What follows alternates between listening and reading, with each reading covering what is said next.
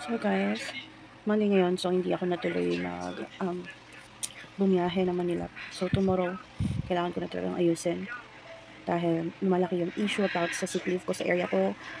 Lahat ng tao, all the people in my workplace are mad at me and I don't even know guys why. So yeah, back to health, back to toxic life, toxic work environment, toxic colleagues. Well, ganun talaga. And yung mama ko palang nakakaalam na I'm pregnant. Yung father ko, baka bukas, magkaroon kami ng dramahan after work. Kasi sasabihin ko na sa kanya ng personal. Kasi kung patatagalin pa, baka maging komplikado at issue sa pamilya. So, ganito ka-toxic ang buhay ko mga day. I swear. I don't have my own life. My parents control me, control my life. I don't have my own decisions. 30 years old na ako guys, but I'm still, you know, um, I'm still depending on my parents' decisions because if I disobey them, they will blame me for everything. Kasi ang parents ko, meron silang blaming attitude. Yun ang problema sa mga Filipino parents. Sometimes toxic, sometimes hindi. But yung parents ko, I respect them, I love them, but they are very toxic. I don't have my own life. I don't have my own decisions in life. They don't let me because lahat ng decisions ko for them, it's wrong. Negative agad. I'm 30 years old. I am a single mother of two. Actually, magti-3 na dahil nga 6 months pregnant na ako. So, na-stress ako, sobra. Ngayong buntis ako stress. Kasi, hindi natapos ang problema sa pamilya. Alam mo yun, sasaya ka pero after, saya ka lang ng konti, saglit, after nun, problema na. So, maliligo na tayo. Pagbiyahe tayo pa Manila. Mapapacheck up ako sa hospital kung saan ako nag-work. Kasi para kung fit to work pa ako or mag-rest pa ako. Sobrang selan ko mag-notice talaga, friend. So anyway, ligo lang muna tayo. Hi guys, nandito na ako sa Manila. So, bingi na naman ang left ear ko dahil sa sipon, sa sinus. I have allergies. Allergies na talaga to kasi ubo and sipon ko sa sinus, rhinitis, mga tutsang ko. So, umalis si Papa kasi dun sa apartment dito sa Manila. Nakahanap na kami ng apartment, nalilipatan kasi itong ancestral home namin.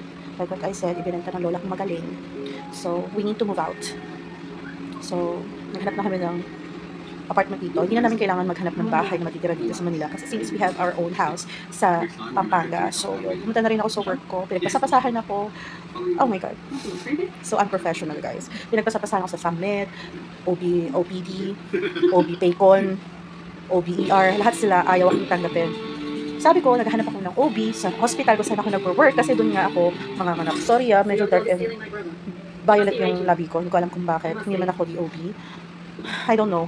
So, manonood lang ako ng movies, chill lang ako, tatawagan ko lang yung SNM namin or sa mga boss namin. Hindi ko sila naharap kanina dahil after kung pag-alagala doon sa sobrang init, girl, I need to go home. Nanginginig ako, tapos ang BP ko is 180 over 110. Pre-eclampsia ang lola nyo. Diba? So, umuwi na ako. Nag-commute lang ako, guys. Yung jeep na sinakyan ko is parang roller coaster na parang aeroplano na lumilipad sa sobrang bilis. So, kalog-kalog ako. So, sobrang ano na ako. Tagtag. 6 months pa lang ako, girl. Tagtag na. So, anyway, magpapahinga lang muna ako din.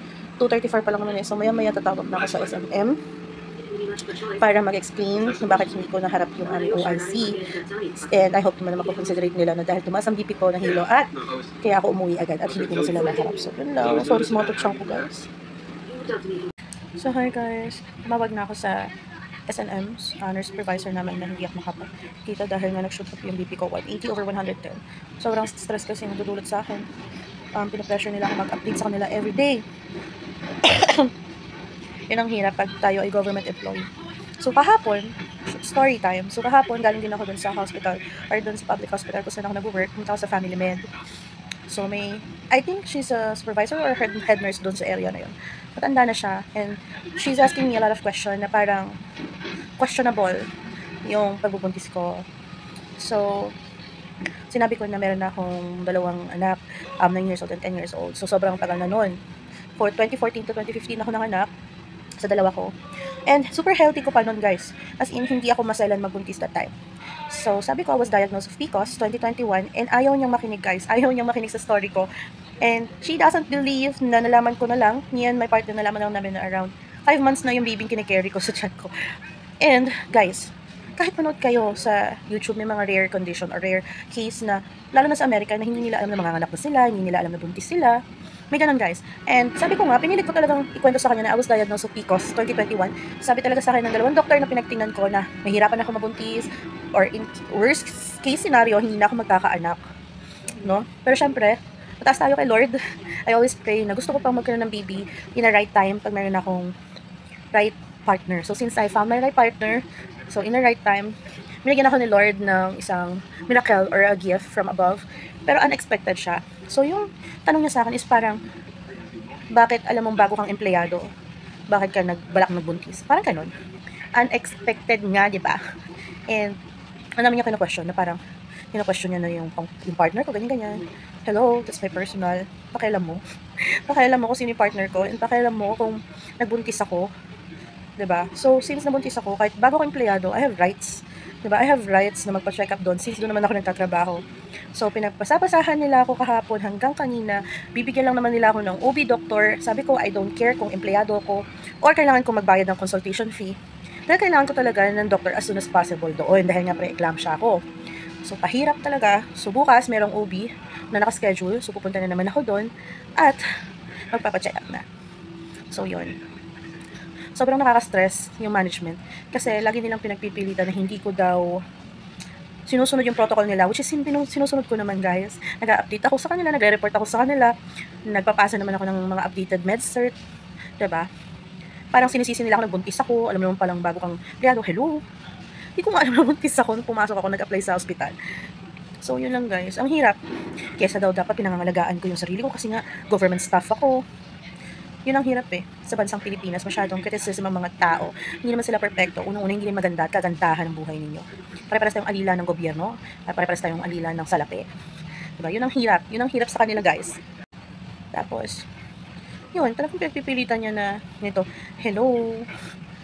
Alam nyo, guys, yung katawan ng mga babae, nag-iiba-iba yan. Kung malakas kang nagbuntis before, syempre, ilang taon nang dumaan, tumatanda tayo, nagbabago yung katawan natin, yung health. So, na-diagnose ako 2021 PCOS, hypertension. Yung asthma ko talagang matagal na meron. Yun, tapos diabetes type 1 pa. So, hindi ko kasalanan kung masalan ako magbuntis ngayon. Hindi ko naman ginusto, unexpected nga ho. So, alam mo yun, ang hirap. Tapos, ganun talaga kahirap sa atin, guys. Nabubuli pa ako sa work dahil nga malakas yung backer ko, mataas yung backer ko sa public hospital na pinagtatrabahuhan ko. Wala akong pake kung sino yung backer ko. Hindi ko pinagmamayabang sa kanila yung backer ko. Friend siya ng mama ko. Friend siya ni mama. Ka-associate niya yata something, ganyan. And wala akong pake. Hindi ko siya friend, hindi ko siya close. So, binigyan niya ako ng trabaho, then thank you. But, I don't want to have any connections to him. Yun ang gustong ipaalam sa mga tao dun sa hospital na pinagtatrabahuhan ko. And sobrang unprofessional nila. Yung ugali nila basura. Dahil nga public hospital, parang public din ang ugali ng mga staff. Totoo yun, guys. Yung mga, sino dito nagpapacheck up sa mga public hospital, di ba? May mga health worker na barubal ang ugali. Kasi nga first time ko magtrabaho sa public hospital or government hospital. And talagang yung ugali nila, barubal, unprofessional. Binubuli nila ako, so wala akong pakialam. Hintayin nyo, pag di na ako buntis, palaban to girl. Ngayon kasi medyo parang balat sibuyas ako dahil nga buntis, emotional, sensitive, moody ako. Pero girl, palaban ako. If I know my rights, palaban talaga ako. Wait nyo lang ako, mga anak. So yun, guys. Nahihirapan ako makisama sa kanila, as in. Kaya sabi ko, ang pangit at ang hirap pakisama sa mga tao dito sa Manila, swear. Diba? Kasi iba na yung mga tao dito sa Manila. So, yun lang. Nagpapray na lang ako lagi na, Lord, give me more patience sa mga katrabaho ko. Ako kasi, when it comes sa patient, alam ko yung paano sila kilitiin. Alam ko kung paano patawanin yung mga pasyente, tsaka yung mga relatives ng pasyente. So, madali ako makisama, pero kung gago ka, pipal ka, ganun din ako, same. Diba? So, yun lang, guys. Ayoko man magpaka-stress, pero nai-stress ako. Alam mo yun, yung gusto mo man silang i-ignore kasi gusto mong hindi ma-stress, pero nai-stress ka pa rin kasi hindi ka nila tatantanan, gusto nilang nai-stress ka. Diba? So, yun lang, guys. Na-share ko lang. Gusto ko lang talaga ilabas to. Wala akong malabasan sa mga ka-work ko na hindi na ako nag-make friends sa kanila. I don't make friends kasi ang daming plastic. Baka mamaya yung close sa'yo traitor. Marami nang ganyan sa akin. And ayoko na. So, yun lang. Pinapasa Diyos ko na lang silang lahat. So, nanonood ako ng Haunted Mansion, yung kay Eddie Murphy ng 23. 2,003 yata to. Si Papa wala pa, so pumunta siya dun sa apartment namin para ayusin. At naghahanap siya ng pera pang sweldo sa mga taong gumagawa doon. So mag-isa lang ako dito sa bahay. So yun lang, magpapahinga lang ako kasi feeling ko magiging delubyo ang buhay ko bukas. At lalakad na naman tayo ng matindi bukas. Hindi ko alam. I don't know. As in, hindi ko alam ano gagawin ko sa buhay ko. So, ano yun lang. Peace.